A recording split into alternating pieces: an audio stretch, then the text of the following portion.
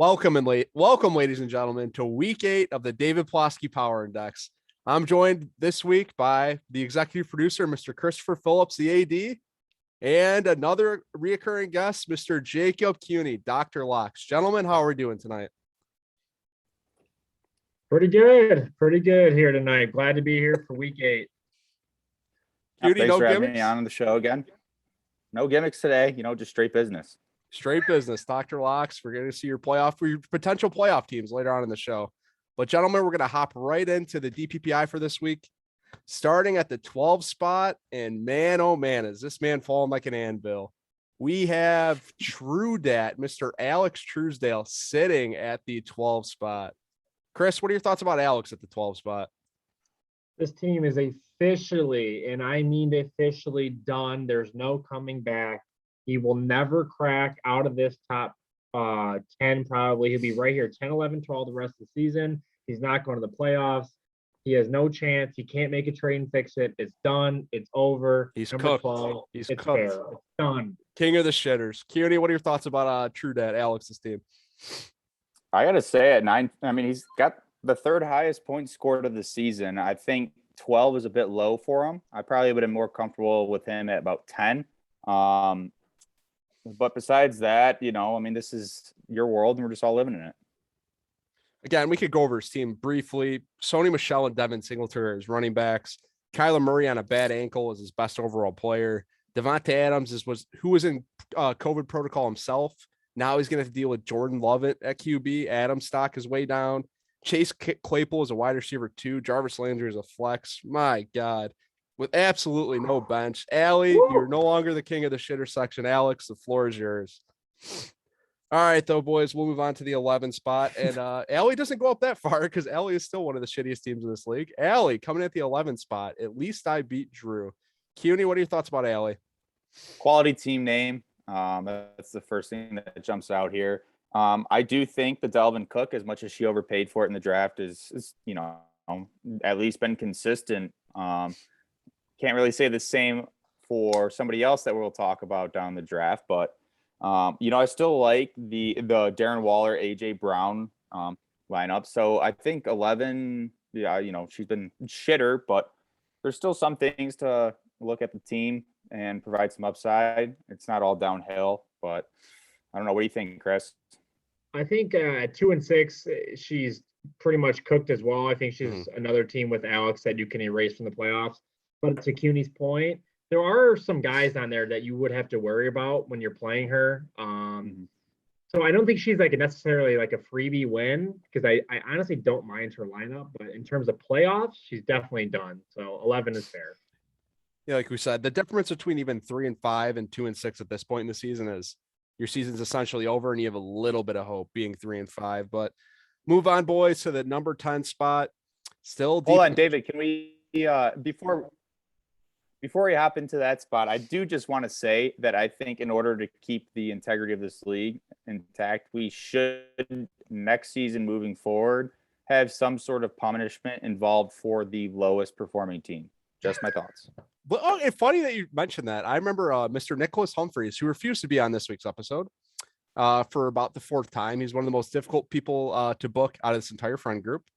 But his idea was you literally lock someone in a cage, throw eggs on them, and pour gallons of milk on them. So, Cuny, how do you feel about that one? I feel like I am anti-torture, and that seems borderline against the Geneva Accords. So I'm going to have to disavow that. But I do think a subtle poetry slam, as witnessed by all of the members of the Fantasy League, would be a sufficient punishment. I don't agree with locking somebody in the cage and forcing them against anything. Again, it's that scumbag Nicholas Humphreys who, again, refused to appear on tonight's show. Left me and Chris at the final hour. We're going to give Jacob the call. Thank God he pulled through.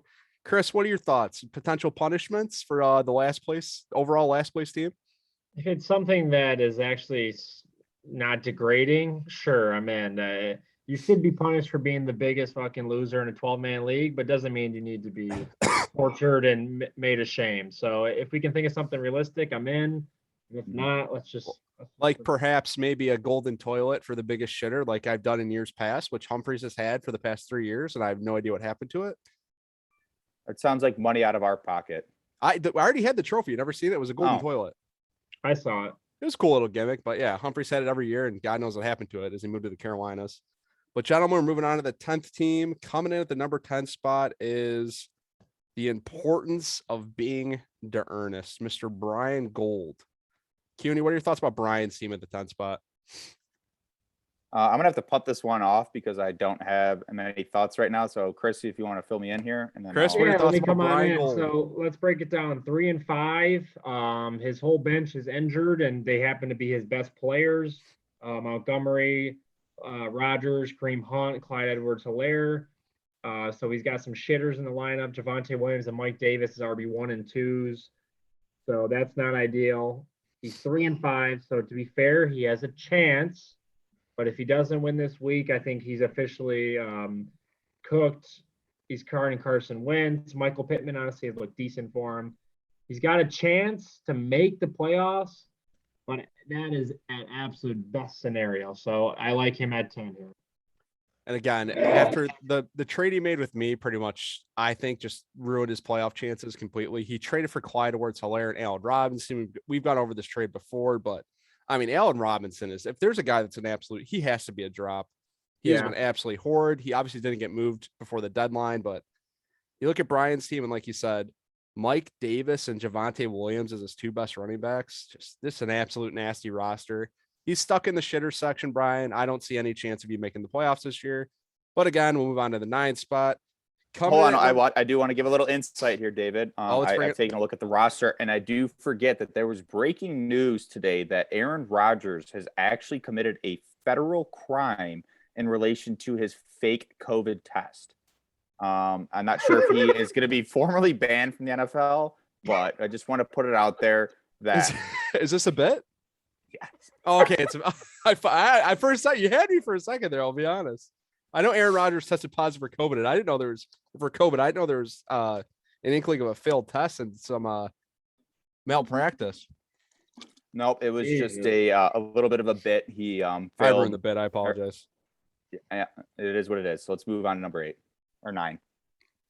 And coming in at the number 9 spot, we have the Danksters. What are we doing? A little early on the trigger there. I'm putting the Suge Knights in at the 9th spot. Whoa! After getting absolutely milked today in that trade. We'll talk about the trade briefly. The trade today, a blockbuster between #Relentless Brandon. Oh, Chris doesn't like it. It's a stinker.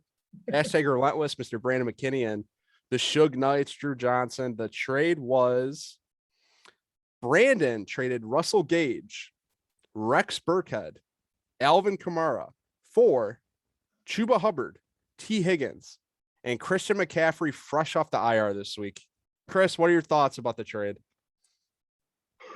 Man, I don't know why Drew held McCaffrey through the injury and then traded him days before he's coming back. A Chris McCaffrey that's playing is an RB3 minimum. He also gave him the handcuff, who's been a solid starter. And he also gave him a receiver who in our league is an easy play at flex, maybe even a wide receiver too, and T. Higgins. He lost the trade. He got pantsed and thrown into a ditch with that one. 4 and 4. I think that was you said it, not me. I think that was a mistake in a big way. And he is 4 and 4, so I don't want to sit here and say he can't make the playoffs. But he really took a fat L on that trade. CUNY, what are your thoughts about the trade that just went down today? Yeah, I think you just mentioned it a little bit ago. Didn't he have Christian McCaffrey to begin with? Yes, he drafted Christian McCaffrey, correct. And then he traded him away and then traded him back? No, this is the first time. Yep, he held on to McCaffrey during the entire injury. Gotcha. Okay. Yeah. So to me, that seems like buying high and selling low. And, it doesn't really take a genius to realize that that's not a profitable business to be in. So, I got to be honest, and I hate to scum Drew, but this is a D- trade. D- trade. T. Higgins puts up points. Rex Burkhead doesn't really do much. I'm not sure about Russell Gage so much. But Kamara, he's going to get those goal line stances stolen away with Taysom Hill, probably rushing in a few tutties. And I think he gave away a consensus top player, McCaffrey. Yeah, maybe sure for the first week or two, he's not going to be at his peak. But when it comes playoff time, that's a guy you want on your roster. And I think if he held on to him for this long, what was the point in trading him the week that he got healthy for the minimal return that he got? Also, I'd like to say Drew was adamant about he had the same your stance of hanging on to an injured player. Why would you trade them right when they're about to come back? There's a little bit of leak of conversation here. I was interested in George Kittle, not saying all the details of the trade, but Drew said, I've held on to him this long. I'm not going to trade him now. So yeah, I wish he had that mindset for this. I think Drew got absolutely robbed in the trade. You got to mention too, you even said Taysom Hill taking away potential touchdown and goal line carries. The Saints have Mark Ingram again. And Mark Ingram was a viable running back too. Just what was that, 3 years ago with Alvin Kamara in that backfield, and they had a timeshare. Yeah, he rushed for 1,000 yards. Yeah, so man, Drew, I know Brandon. I tried to trade with Brandon multiple times. He's a tough negotiator. We've notoriously said that on this, but man, he pulled one over on Drew. He's got to be pissing himself laughing. Drew, he lost the trade. I like to think Drew is a smart guy, and I just hope that he didn't realize McCaffrey was coming back this week, because otherwise, I don't know, Drew. Oh, dude, Drew watches more NFL football than anybody I know. He knew exactly McCaffrey's coming back. I think he's worried that. So then that makes it even worse. Yeah, I do think he's potentially worried that the injury with being a hamstring could be re-aggravated pretty easily. But like you said, even Chuba Hubbard as a insurance policy, he still is like a running back too, especially for how thin running back is in this league. Yeah. So yeah, Brandon, I sent you a little what was it, the Great Gatsby gift? The tip my hat to you, tip the glass. Well done. You screwed Drew and you probably ruined the season and took him out of the playoffs. So kudos to you, Brandon. But boys, we move on to the 8th spot, the last team in the shitter section. We have the Woats, Mr. Nicholas Bellamente. Wow. Chris, you're surprised. What are your thoughts about the Woats coming in at the 8th spot? I thought it'd be a little higher. I think there's a team that should be below him here. I think he's trying to get his health back, which is tough because he is relying on those heavy hitters, Saquon Barkley. And if Barkley plays, I know he just got put on the COVID list, right? So Barkley's out then, right? I am reading that right now. So, man, he's got Booker though. To be fair, his team looks okay. Patterson's decent, and he's 4-4, so he's hanging in there. We know health is a massive problem, especially a team like his that does not have depth. He has Mike Evans on a bye. OBJ is basically getting released. And he's starting Jared Cook and Van Jefferson. Not ideal. 4-4, mid-pack at best. 8, sure, it's fine. Cuny, what are your thoughts about the Woats, next team at the 8th spot? This is fresh off a loss from the Woats, so maybe I'm slightly biased here, but I'm looking through his roster, and I like how many what's the term used when you've got the backup running back? I'm blanking. Handcuff. Thank you. He's got handcuffs for a few here. I mean, he does have D Booker from the Giants and Saquon still out. He's got Zeke and he's got Pollard on Dallas. So like the depth issue there's a little bit helpful in a way. I think Jalen Hurts is still a top 4 fantasy quarterback this year. So I like that in his position. Adam Thielen is the most underrated fantasy player, I think, over the last 3 years. The guy puts up points, maybe not so much in a half PPR format, as a full PPR format, but I think his team is top 6 quality, and we'll kind of get into that a little bit later. I think 8 is low. I probably, in my personal rankings, I have him at 6. Okay. But that's also biased fresh off the loss from him. But again, too, like we said, we've gone over this with Nick's team. It's about the health. And now, like you said, Barkley's in the COVID protocol. He could be out a couple games. He needs, I think for him to consistently win, he needs like a vintage Zeke performance each week, say a la 20 points per game. Yeah, and then Van Jefferson, he's starting at his wide receiver 2 spot is pretty boomer bust. Like you said, Thielen is one of the most underrated players in the NFL. That's Cousins' number 1 guy for sure. But yeah, I look at this team and it's just, I don't trust Saquon ever being fully healthy, and the Giants kind of suck anyways. And he wasn't really all that great when he was on the field. So yeah, I think the 8th spot is honestly fair for Nick's team. But I will say this one last point. I think if Nick is able to squeeze his way into the playoffs, if he hits the right cylinders where Saquon gets healthy, Zeke's playing at top performance, his team is dangerous. His team's something to look out for if he makes the playoffs. It's just going to be a matter if he gets there or not. Yeah, that is absolutely fair. What the? I feel like I'm missing a team on this. Danksters. Oh my God. Yeah. I forgot about the Danksters. I'll put the Danksters at 7. I still like the Danksters roster. Yeah, I'll put them at 7. Chris, what are your thoughts about the Danksters coming at the 7th spot? I don't like his roster as much as the Knicks, so that's why I was saying that I thought Nick should be higher, just based on this alone. His team's banged up. He's got AB on a bye and also injured anyway. Logan Thomas has been out. Antonio Gibson looks in rough shape, and that is like his heavy hitter at running back. Otherwise, he has Zach Moss and James Conner, who, to be fair, has been pretty solid. But he made that trade with Brandon, which I just don't think is going to work out for him. He has a couple guys. He has some receivers. He has Woods and Hill and Lamb, who I like. He doesn't even have a quarterback in his lineup. He's 3-5. I would say of the 3-5 teams, and I know they're still in the mix technically, but like of all the 3-5 teams, I would say his is like, other than Alex Trudat, I would say his is just done. I just don't see it. I don't think he can make it. Oh, thank God. With those, I thought you were going the other way there, Chris. Right before you make your point, Cuny, we're going to call a live audible here, Chris. Omaha making a check at the line. Danksters is going down to the 9th spot. Put Nick up to 7 and Drew at 8. All right.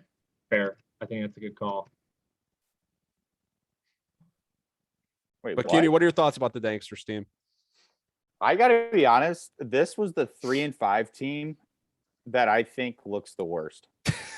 There is nothing about this roster that I'm very up on besides CeeDee Lamb and Tyreek Hill. Tyreek Hill has not, I mean, I guess last week he did put up numbers because didn't he have like 11 catches? Tyreek Hill last week. Also, Dak is out. I mean, he was out last week and he's going to be out. No, he has Russell Wilson. Sorry. I'm just saying for CeeDee Lamb's purposes, and I know Tyreek Hill is Tyreek Hill, but the Chiefs just look off. So horrible. Like, terrible. Even his big receivers have question marks next to them. We'll get into that in a second because of me, but whatever.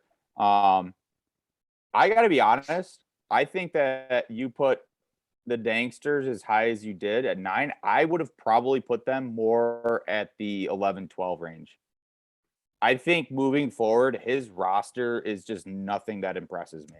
It's just the one advantage he does have being 3-5, like you said, 3-5 instead of 2-6. Yes, Brian is 3-5 also, but I feel like even Antonio Gibson is better than any player on Brian's roster, and Chris elaborated as well. The strength of his wide receivers. Yes, CeeDee Lamb has a couple question marks due to the health of Dak Prescott, but he still has. But it's a half PPR format. Yeah, but he still has Tyreek Hill is ranked currently as a second wide receiver. And he still has Robert Woods, who Stafford has developed more of a repertoire with the past couple of weeks. Woods has put up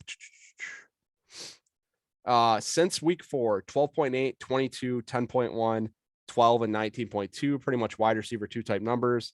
After he still targets. How'd you pull that stat up? Huh? How'd you pull that stat up that fast in the last 4 weeks? Oh, game log.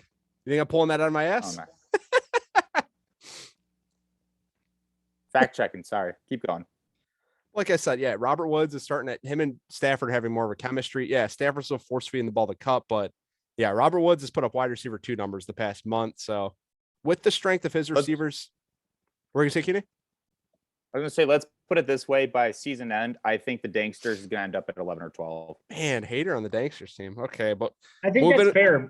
I think that's fair because I honestly I like Allie's team more than I like the Danksters team. But Allie's 2-6. She has no chance. It's only one game. I mean, they're all gonna suck at the end anyways. I feel like I'd rather be in not Allie's position, to be fair, to the rankings, to the standings, but I'd rather have Allie's roster, that's for sure. I mean, yeah, that is fair, but I'd rather have the 1 win too and then have tradable assets safe. Well, yeah. You could trade Tyreek Hill for a 2-for-1 easily. I sent him one today. He declined it. Oh, the AD. Or is Earl the Pearl on the move finally? Let's move on. Move on to the top 6, the elite of the elite. As we know, the playoff teams in this league coming in at the 6th spot. A team I still think is a playoff worthy team. Honor hasn't missed the playoffs once in this league. New gimmick this week. The gimmick is dead. No, not the banana is back. The gimmick is dead. The gimmick is dead. There's a guy with less confidence in his roster and Honor. I'd love to see him, but Cuny, what are your thoughts about the gimmick is dead, Mr. Honor's team coming in at the 6th spot, a playoff team with a 3-5 record? I think Herbert, his quarterback, who's been leading the charge for him for most of the season so far, putting up crazy numbers, has had 2 off weeks so far this year, and they've been back-to-back weeks. So there's a little less steam, a little less momentum on that team. Nick Chubb and Joe Mixon as running backs. I love that. I think the Browns play a run-centric style of football and let Baker kind of be the complementary. Joe Mixon's kind of a similar story. I think there's a little bit more trust in Joe Burrow down or up in Cleveland versus whatever. I'm getting my geography wrong. Cooper Kupp, Jesus Christ. What a pickup. What do we know how much he paid for Cooper Kupp? Yes. Not a lot. $14. That is the steal and a half of the draft. I think we've talked about it a ton. And then Mark Ingram coming in. Talk about recircling back to our points we made earlier. Mark Ingram coming in, potentially stealing some of those goal line opportunities with Taysom Hill and Alvin Kamara. I could see a lot of dual back formations within the 10-yard line where they don't know if they're going to Taysom, Mark Ingram, or Alvin Kamara. So that's a high risk, high reward type of play in the flex. And then the depth with Devontae Smith, I think he should be starting him, and then a ton of people on bye. So I think 6 is appropriate. And I'd like to go over this too, since we did bring up some numbers. Kupp this year, 20 point wise, 1 through 8, 22.3, 33.3, 26.1, 8.9, 12.7, 30.5, 33.6, and 22 points. That's like historical numbers Kupp is putting up for Honor. But Chris, what are your thoughts about? Sorry, say that, Kenny. Isn't he on pace to beat Calvin Johnson's single season receiving record? For the raw receiving yards, I'm honestly not too sure about that. But Chris, what are your thoughts about your boy? I saw something. He was about 2,000. I'll fact check that. Bring up your Google machine and fact check it first, Kenny. Chris, what are your thoughts about your boy though? The banana man. The gimmick is dead. Honor coming at the 6th spot. What are your thoughts, Chris? My thoughts are he's 3-5, and a lot of teams are 3-5, but he by far and away has the best 3-5 roster. He has the best roster of the 4-4 teams. He probably has a better roster than some of the teams that are above 500. 3-5 is not like a for sure thing, but like if anyone's making the playoffs, it's the banana man himself. So I like 6. You can't put any higher because of the record, him any higher because of the record. But he's got some big time players, and he also has a couple shitters in the lineup, and it's probably because of a bye week or whatever it is. And maybe I don't want to put too much stock in Mark Ingram, but with Jameis out for the year, with Michael Thomas officially out for the year, maybe they just go run, and Ingram is involved in a pretty heavy way. Overall, Honor at 6 is fair, and I could see potential to be higher in a few weeks to come. Yeah, like we said with also too, I'd like to note he got absolutely burned by Calvin Ridley taking a sabbatical for his mental health. Honor spent $41 for him, and he's currently ranked as the 54th receiver. That is, if we found a bigger bust than Allen Robinson, it's probably Calvin Ridley, because I paid 27 for Allen Robinson, and Honor paid 41. A steep price to pay for now someone who's not even worth a roster spot due to taking a sabbatical to his mental health. But yeah, like it's Chubb and Joe Mixon, he has Kupp, and then with the combination with him and Herbert, like I said, I think Honor's still going to make the playoffs. Chubb had an off week last week, but CUNY, like you were alluding to, Cleveland's a run-heavy offense. Chubb is still a bona fide running back 1. Even Joe Mixon, I know Honor hates him for some reason. He's currently ranked as the 7th best running back, and he has a floor of pretty much 10 points per week based on his season stats. And yeah, I fully expect Honor to make the playoffs, even sitting at 3-5. He's going to get back in the win column this week. Honor, I don't like the negativity in your gimmick. I tell us to Humphreys too. We need a new gimmick. The banana's back, and the banana's back in the playoffs. But we move into top 5, boys. And Jacob, you may be a little bit upset with this one. I have Dr. Locks at the shocker. Dr. Locks coming in at the 5th spot. Chris, with that expression, give me your thoughts about Dr. Locks at the 5th spot. I know CUNY won't like it. 5, man, let me see. So that means we have David, I'm gonna 4 agree better with you. teams. I'm gonna agree with you. I'm gonna agree with the 5 spot. All right, hold on, gentlemen. I've got to go outside before. Here's my gimmick.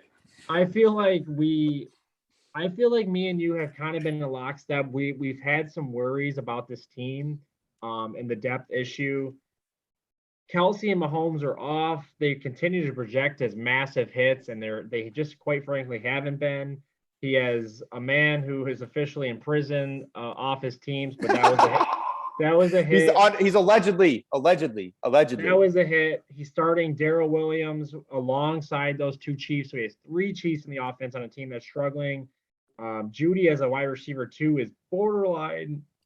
He does have some good players. Don't get me wrong, and he's got some names. But at 5-3 is kind of a lock for a playoff. But I don't know if I see championship potential. So I like the 5 spot. CUNY, we changed locations there, I see. Yep. What are your thoughts about you at the 5th spot? After all these weeks, you're the consensus number 1 team. The AD took the spot from you. Now you're tumbling a little bit, just barely a playoff team.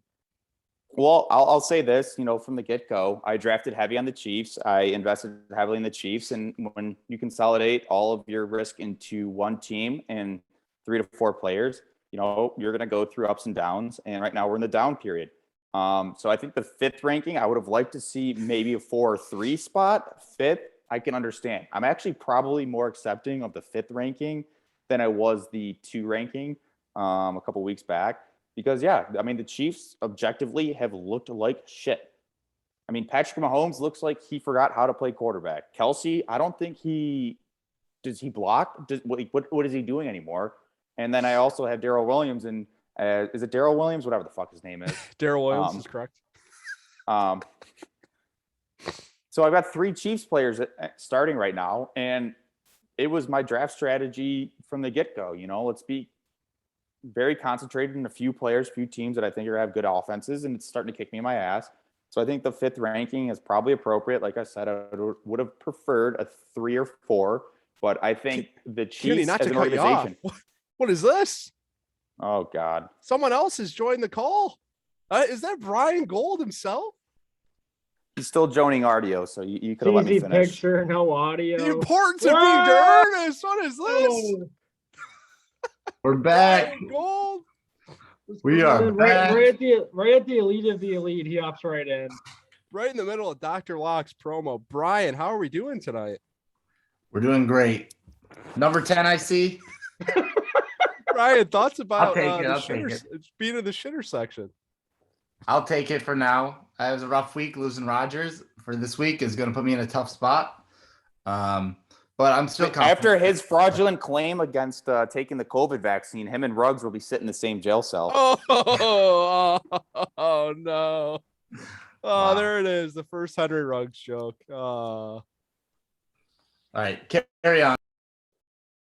Brian, But yeah, like I was saying, I think the Chiefs' offense right now looks in disarray, and that deserves a 5th ranking spot. But I don't think that they are so bad that they won't be able to figure it out. And I think it's going to be like this another tough week this week. I could foresee, but by the time playoffs roll around, I'm confident in my Chiefs heavy loaded team. and again, if there's a coach and a player personnel group that can figure it out, I think Andy Reid and Pat Mahomes and Tyreek Hill, and they still have Ben-Ami, I feel like that coaching staff will figure it out. It's not. I've watched a few of the Chiefs games. Pat Mahomes looks like he's forcing the ball. I said it before, like he's Jameis Winston in his rookie year. It's crazy. Correctable mistakes. I think they'll be fine down the line. But again, I do think Bell boy. I know. Look at Brian here. Live review of just eating What a Taco Bell. pig. I got the number new 4. Cantina. What are you thinking? What are we The new thinking? Cantina milk. What was the It's, Taco Bell order, Brian?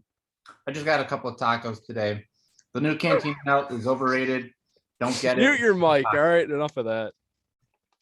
This guy just went to Taco Bell and got soft shell tacos. Let the man eat in peace. Gentlemen, we're moving on to the top 4. Coming in at the 4th spot is, it's hashtag relentless. I thought I was going to put myself there, but no, it's hashtag relentless.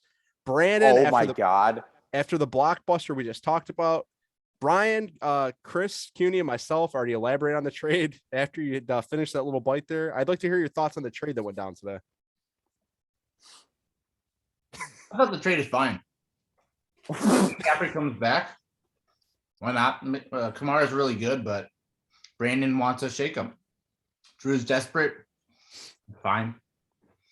Nothing Tremendous terrible. analysis, Brian. Forget it. Go back and go fucking eat your burrito. Fuck. Soft taco. Come on, brother. All right, let's just break it down. We know we all feel that Brandon robbed him He has now Lamar, Jones, McCaffrey. Let's see. He's got shit. Who's he got for receivers? He's still Metcalf's on a DK Metcalf's on a bye. Okay, and sorry, I Russell didn't see Wilson will be Metcalf, coming yeah. back. Yeah. So Metcalf will be a top 10 receiver easy with Russ. He's got Higgins and he's got Carson on IR. He's got pieces, and we know we route him in that trade, and he's 4-4. So, you know, you don't want to say it's perfect, but you know, if his team clicks, it could be like elite. So, Yep. I think 4 is fair. I could see him at 5. I could see him at 3. But 4 is fine. And again, it's even one of the bigger busts. He didn't pay too much for him, but Julio Jones, I don't think Julio's not even worth a roster spot. Maybe they put more emphasis on the passing game and try to get him more involved with the injury to Derrick Henry, which I don't believe he didn't mention on True Dad's team. That's why his team's now 12th after being a potential playoff team. Well, yeah, we didn't even need to it's say rough. anything about it. I mean, Yeah, Julio doesn't even have a touchdown this year. He has one 100-yard game. Yeah, Brandon, I'm not going to say drop Julio because these kids still potentially have some name value in a trade, but Definitely not. yeah, and then Sterling Shepard, who didn't even look that good without Kadarius Toney, and Galladay in the lineup. Danny Dimes looked like shit. Shepard got hurt again. Yeah, and Shepard's been hurt again. He also does have Chris Carson on the IR, who could potentially come back after week 10, and that could be a nice little. He'd have Aaron Jones, Christian McCaffrey, and Chris Carson. They could eat. Carson's a no-brainer flex play. So, yeah, I do think the 4 spot is fair for Brian, or excuse not Brian, Brandon. Motherfucker. I love the 4 spot. Yeah, of course you'd love this 4 spot. You should. Are you done with that Taco Bell? You No, wanna I got talk now. more. Give some actual analysis. I got more, but I'm gonna wait. All right, just sit there and mute yourself, then. CUNY, what are your thoughts about hashtag Relentless? Also, shout out to Mel Tucker, who just got the dub this weekend against the Michigan Wolverines in a tremendous comeback fashion. CUNY, what are your thoughts about hashtag oh, Relentless? he's frozen. He's frozen. Who? No, he's not. He's just standing very still. Jacob, you there? Internet Oh, is going no. haywire. What a shitter of an episode. My God, Brian, I you know the told Taco you. Bell. Let's I hear about told hashtag you. Relentless. Let me pull up his team here real You quick. guys hear me? Now we can hear you. Brian. I think he's in a tough spot. What was your question? Oh, Oh my God. Brian, what are your thoughts about hashtag Relentless Brandon's team? I think his team at full strength will still be really good, but plugging and playing for the next couple weeks with buys and DK out, and you're gonna need Shepard probably to be your flex. There's just a lot of consistency there, so still a high upside team, but he's been struggling. He's been struggling the last couple weeks. And what a man, this is one of the worst segments we've ever done on this show. Moving into the top, we're moving into the what All a right, shitter. is that better? Somebody open a window. My God. You guys hear me now? My God. All right, we can't lose it. Composure. Moving You into guys the top. actually hear me though? We Yeah. can hear you, but your screen's your screen's don't. We can hear you, but the screen is frozen. Brian, help.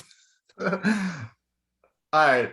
number 3, boys. Here we go. Number 3. David, you got to tell me who number 3 is. My guess is it's our main host, the man Not of the the hour. democracy. David Ploski himself is coming in back from the shitter section. Actually, I never put myself in the shitter section, but in your guys' supposed shitter section, we just lost CUNY, but I'm coming in top 3 team. I'm headed back to the playoffs. I'm beating Hump this week, and I'm winning this fucking league. Brian, what are your thoughts about myself, Death to Democracy, and the top 3?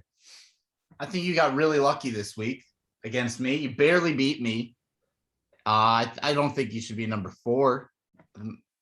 You know, I'm number 3, Brian, but okay. number 3. I don't even think you.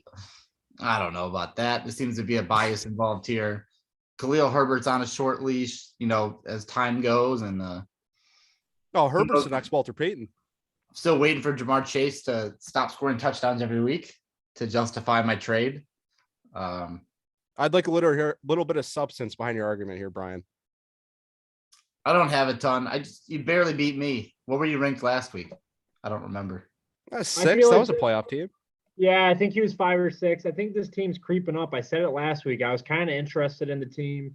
Michael Carter. Michael Vince Carter. Let's hear the Vince phrase. Carter has worked his way from a rookie to a backup to a decent flex play to officially at least an RB2. The Jets are terrible. He's dumping it off. He's catching it. The receivers are sexy with Hopkins, Jamar Chase, Scary Terry. Hawkinson on a bye, so he's starting the man, the myth, the legend. Pat Fairmouth this week. He's a stud. Noah Font got popped with COVID, so that's why. It is a heavy hitter matchup. Him versus Hump. Potential winner to the top of the DPPI next week. I mean, you're probably safely in the playoffs with 5 wins right now because the rest of the league is so close. But yeah, you're still beatable. I almost did it on a bad Okay, week. but you didn't. I stomped you out under my press boot. Fine. CUNY, or do we got you back now? Yeah, can you guys hear me all right now? We can hear you. All right, cool. Yeah, I got to say, David, first off, I think you have the most biased rankings of all time. The fact that you were ranked 6th and 7th by yourself in the last 3 DPI rankings or whatever you call this was bullshit. And the fact that you put yourself at 3, Jesus, man. Pump the brakes. Let's hear a little bit of substance behind the argument. You kind of open promo, my team. It's an open forum. Let's hear it. Yeah, so I think right now, with the current state of affairs with the Las Vegas Raiders, I don't think you're Mr. Josh Jacobs as your running back 1. I think what they're going to do, no rugs flying over the top, stack that box. Derek Carr has proven that he's either going to check it down to a running back tight end in the middle of the field or send it over the top to Ruggs. With Ruggs missing, there's no over-the-top threat. Stack that box. Josh Jacobs is no longer relevant. So I think the 14.9 projected points, bullshit. I think he's going to be more in the realm of about 10 points per game. I do like your receivers, Jamar Chase. I do have in my other league. The guy produces, but once again, I guess his style favors this type of league where it's half PPR because he typically gets 5-6 receptions, 110 yards a tutty. Big play guy, but something to look out for. And then Scary Terry. What the hell is going on with Heineke? I mean, does the guy know how to throw a ball? Terry's boomer bust. I'll give you that. The other argument, the Josh Jacobs promo, I thought was a little excessive, but yeah, of course it was over the top. I just think that realistically, you should be ranked 5. I should be 4, and Relentless. Whoa. No spoilers. We'll get to your potential playoff rankings later, but anything else you'd like to say about my team, CUNY, as you continue to cut this promo? No. All right. Then we move into the top 2, the big dogs. The real question: has the AD been topped by David Scum, Mr. Nicholas Humphreys himself? And the answer is he has. I got the AD, Christopher Phillips, coming in at the 2 spot. Brian, what are your thoughts about Chris finally being knocked down a notch atop the DPPI mountain? I think the 3 Chargers is starting to catch up as Herbert is struggling a little bit. Mike Williams has fallen off. His team is still really strong because he's got Elijah Mitchell and Melvin Gordon. Looks like he's getting the touchdowns, even though the workload is shared between him and Javonte. He's getting the touchdowns. So when he puts him in for James Robinson this week, he might be okay. I think his team can still produce, but Hump has just been on another level. So Hump deserves to be number 1 right now.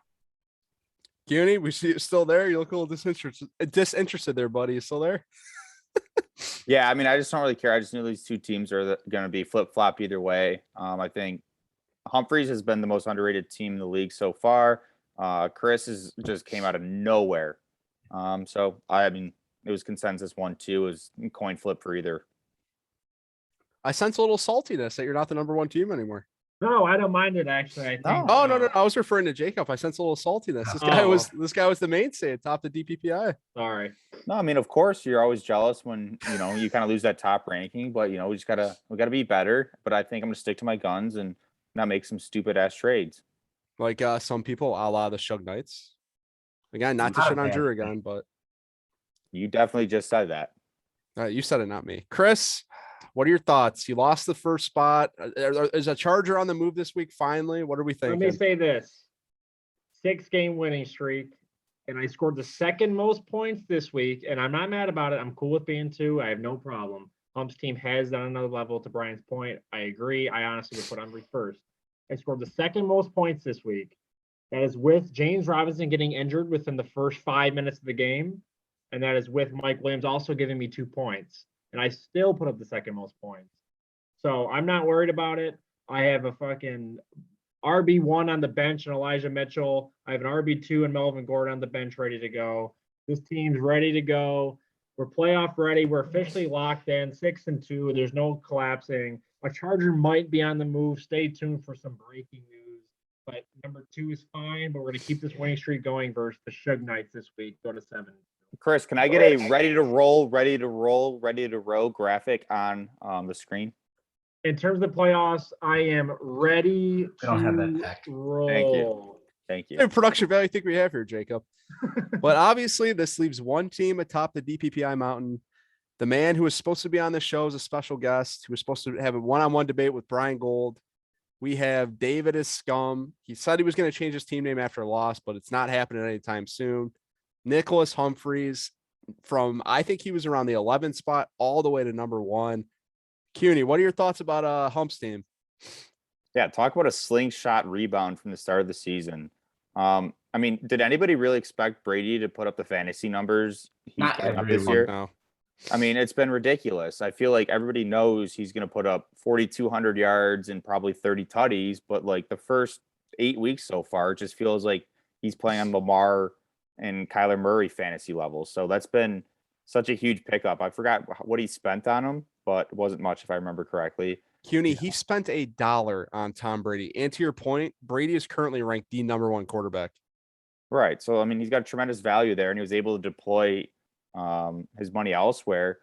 And then in terms of that, he's got Jonathan Taylor. I don't think he spent a ton of money on him either. No, he spent a little bit up. Taylor was a $60 player. Yeah, but for Was that his top RB1 purchase, for though? an RB1 in this league, that's not too bad. That's not bad. I mean, like, I think I got Najee Harris as a rookie for 55, and Jonathan Taylor had been an established back in the league. You got him for $5 more. That's And a again, value. we've gone over it, but Nick B paid 72 for Saquon and I believe 71 for Zeke. So yeah, you're going to always pay a premium.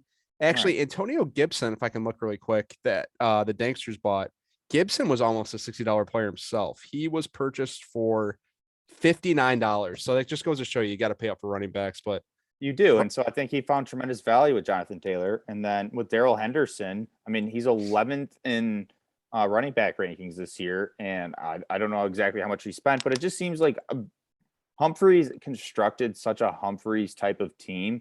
And it just so happens that it's working out.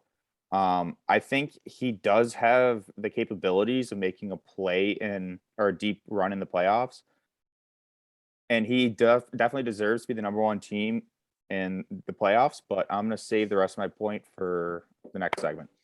And to point to a little context, Darrell Henderson Jr. was purchased for $24, and at one of the steals of the draft by far. But Brian, what are your thoughts about your rival? Even though it's cooled down a little, the heat's cooled down a little bit. What are your thoughts about a Hump coming in the number 1 spot, the eluded number 1 spot? I think he deserves it, and I think unfortunately he plays you this week with a big bye, and you don't really have anybody affected by buys besides, I mean, Hawk and Terry, but like you filled it in decently, and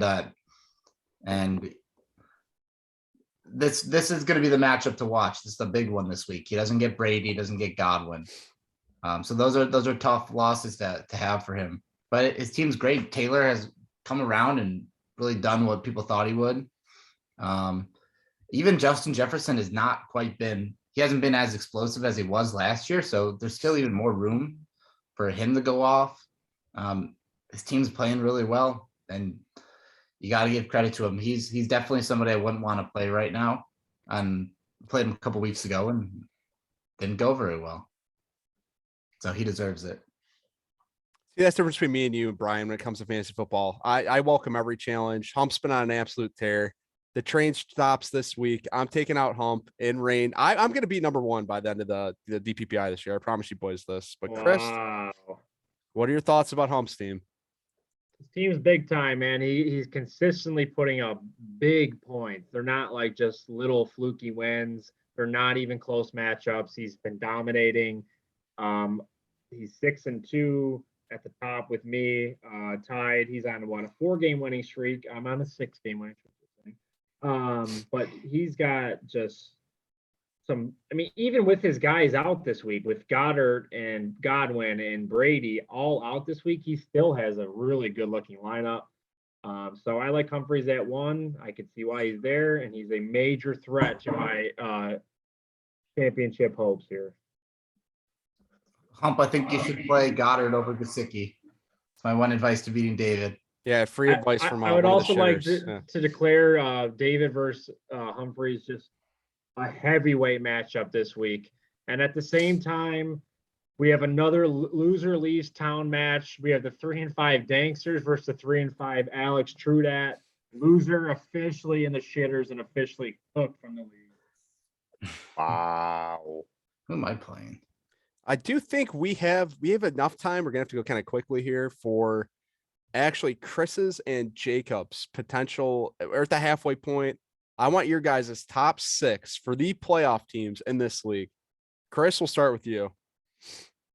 Well, nothing too exciting here. I would literally copy and paste your top 6 of the DPPI, and I would put those 6 teams in the playoffs. I was debating between Nick and Honor, truly, for that last spot, just because Nick does have the game in hand over Honor with the record. But I looked at Honor's schedule.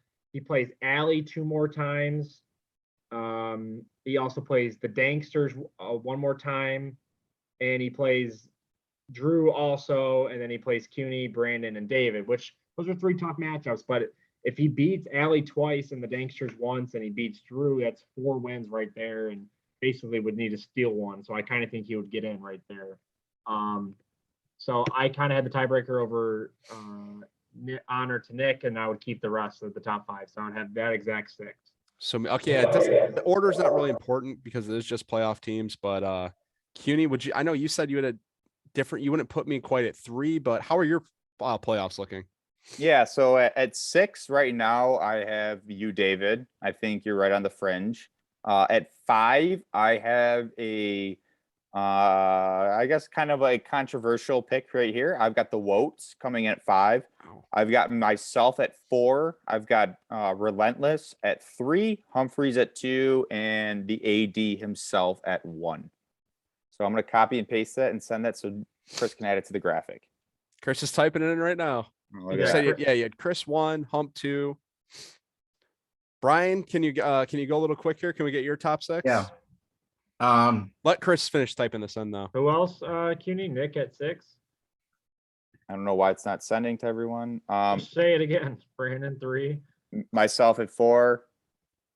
I believe Chris, I was at 6. Nick was at 5, I believe. Yeah, you got to switch 5 and 6. All right. There you go. This is production value, ladies and gentlemen. Yeah. I don't David. write mine down, but I think Oh, he can type yours in really quick. Just let him finish. Democracy, AD, and Hump are the only ones who are. I don't even know if I'd say David is a lock in the playoffs, but Dr. Locks, AD, and Scum, they're in. I think I'm gonna make it. I'm still undefeated at home. I have a couple of home games. No, Brian. Isn't it kind of fascinating? The home and away gimmick is awful. It dies right Isn't it now. kind of fascinating? It's one of the worst gimmicks I've ever heard. The worst bits, whatever you want to call it. It's Isn't awful. it kind of we've done 8 weeks, and every time that I'm the home team, I've won. Every time that I've lost, I've been the road team. I think it's just kind of fascinating. And I end with a couple of games on the road. I think Clyde is supposed to come back this week. I don't know if he's actually going to, but I think if I get these running backs back that I went all in on, I think I can make it. And I don't know who else would make it. I think Brandon might do it with this trade. Maybe you, but I think I'm going for that number 6 spot. I think I'm going to make it. So who am I going with? Can we get some actualities here? Maybe I didn't look that in depth. I've just thought about it before, and I know I'm going to squeeze in there. I did it before. I'm going to do it again. So you think you're making the playoffs over me, or am I still in the playoffs? No, one game out of the playoffs. David's You're David's in and Honor's out. That's what it sounds like. David's Okay. probably in, but I'm only 1 game out of number 6 right now. So Your roster also sucks. So my roster does not suck. I'm struggling for running backs, but when they come back, if they come back, then half your roster is literally waiver wire shitters. But okay. Nobody on my team is a waiver wire shitter. Half of my team is on the IR. Well, that's the problem with your team is that you're right. They aren't waiver wire shitter, but they're also not starting sexy players either. I don't Big think names, most but of not them starting. would be. We gave Brian's team the analogy of like the Nuggets from a few years back with a bunch of C+ players and no Paul superstars. Millsap, Will Barton, Gary Harris. It's just the team's even worse. So how the hell is that a playoff team? Who am I gonna Chris, drop? I have a question on the graphic. Why does it say the AD playoffs? Is that the one that you put up, or is that the one that David said? Because there's no way that you put David number 1. I just was more so typing. No, yeah, there wasn't a hierarchy on Chris's. It was just the general six. Oh, okay. We Yeah. should definitely make sure that we clarify that. Mine are based on who I think are the best teams. Yeah, and I think Brian's too wasn't really a hierarchy either. It was just the six playoff teams he believes, even though there was no actualities within his discussion. It was a bunch of just nonsense and hoopla. So Yeah, I just wanted to make sure the rest of the people watching this didn't think that Chris thought you were the best team. Because you don't want that to get confused. Maybe I do, baby. that's a democracy. Michael Vince Carter. Love a little drama. He may be better than Earl the Pearl. But gentlemen, we're almost going overtime a little bit here, but that will conclude week 8. Chris, thank you for coming on as the producer, working this whiteboard, working your ass off. Cutie, thank you for coming on. I know we had a little connectivity issues. Brian, I believe you added almost little to no substance to this entire thing. You came in eating Taco Bell. Couple Taco Balls. You blabbered about your rankings and it made no sense. But Didn't even bring in a Crunchwrap Supreme. Nope. I got one taco left. We got one taco left. Thanks, gentlemen. Yep. Have a good night, boys.